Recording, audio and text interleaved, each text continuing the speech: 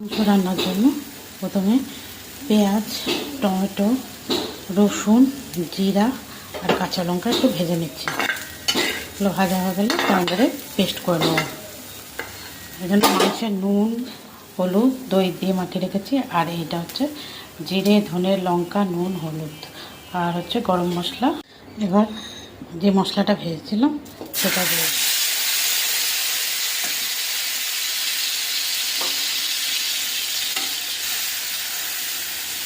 এটাকে কষাবো।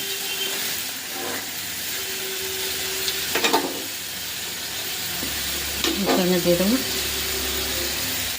লঙ্কা, হলুদ, জিরে, ধনে, গরম মশলা।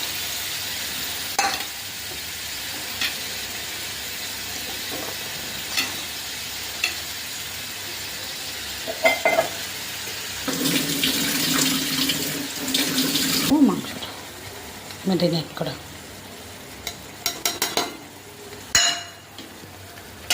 কষতে থাকবে।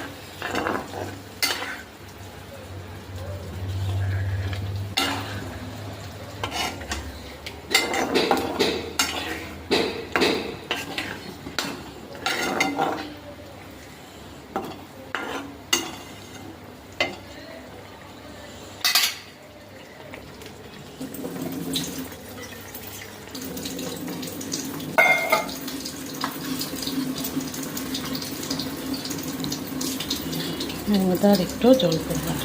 এভাবে কষে কষে কষে কষা মাংস হবে।